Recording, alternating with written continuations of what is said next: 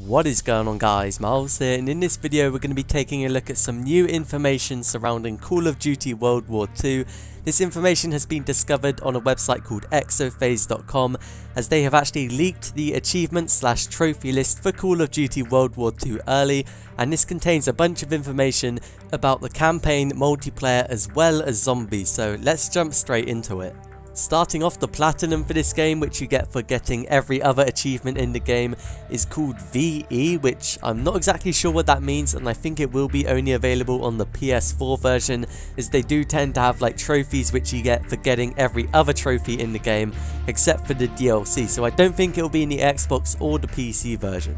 The second achievement we have is called Friend in Need, which you get by requesting a first aid kit from Zussman 30 times, and I believe Zussman is your like best friend during the story mode of the game, so I'm guessing he is some sort of medic guy, and I believe you don't actually regenerate health normally in the campaign, and you do have to use these first aid kits, so this should be a fairly easy achievement.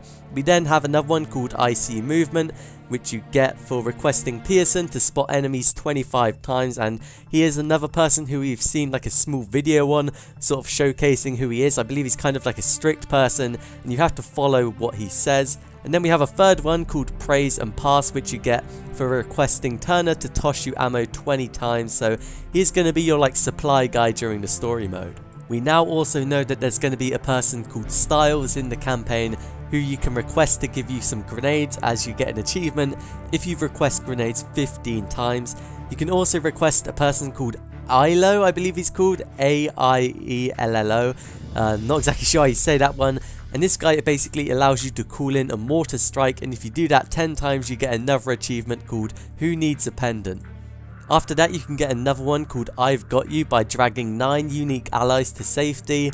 I'm not exactly sure why you would want to drag allies to safety. I don't know if you get some sort of reward or something, or if it makes the game a little bit easier, but it is a pretty cool feature. The next two achievements are actually pretty awesome. The first one is called Quarter Given, which you get by getting 4 unique groups of enemies to surrender. That is a pretty awesome feature, and we haven't really seen that in a Call of Duty campaign before, so I think that's going to be really awesome in the campaign. You can get another one called Rescuer by saving 10 unique allies who are locked in struggle. So once again, that sounds really awesome, and I can't wait to see exactly how we can free our allies in the campaign. So they were the interesting trophies for the campaign version, and the rest of them were like completing a mission or completing the game on veteran difficulty. But moving on to multiplayer, we have a total of 5 different trophies you can get. The first one is called Buck Private, which you get for getting 10 kills in multiplayer, so that's going to be a massive struggle trying to get that trophy, and you may have to spend like 5 minutes actually trying to get it. After that, we have one called Ricky Recruit, which you get by completing 21 daily challenges in headquarters, so that obviously confirms that daily challenges are going to be a thing in Call of Duty WWII. And after that, there's another one called General of the Army, which you get for prestiging in multiplayer, which we have seen in a few of the other games in the past, and I believe this one is going to be a gold trophy. The fourth multiplayer trophy you can get is called Tour of Duty, which you get by winning 5 war matches in multiplayer. Sounds pretty simple, and the final one is pretty cool. It's called Divisional Commander, which you get by prestiging a division in multiplayer, which I did not know was a feature up until this point, and I'm interested to see what you get when you do prestige a division. And finally, there's about 10 trophies for the Zombies game mode, and this also does reveal a lot of information about the map, which is called the Final Reich. The first trophy is called Fireworks, which you get by retrieving the artifact, which I believe will be completing the Easter egg in that game. After that, we have Dark Reunion, which you get by saving a person called Klaus, and I have no idea who that person is. Maybe it's linked in with the Easter egg, I'm not exactly sure myself. And after that, we have one called Pressure Cooker, which you get by, in the prologue, survive until wave 20. Pretty interesting how they worded it, the prologue, so I'm not exactly sure what that is exactly, because they didn't call it the Final Reich, so let me know what you think in the comments. We then have Red Mist, which you can get by getting 10 kills from a single bomber's explosion, and I think that's going to be some sort of trap which you can activate for a certain amount of points in the map. But after that, we have one called Dark Arts, which you can get by building all variants of the Tesla gun, which I believe is going to be the wonder weapon in the first map, and I think there's a total of like 5 different variants, and it's pretty cool to see that you can actually build all of them.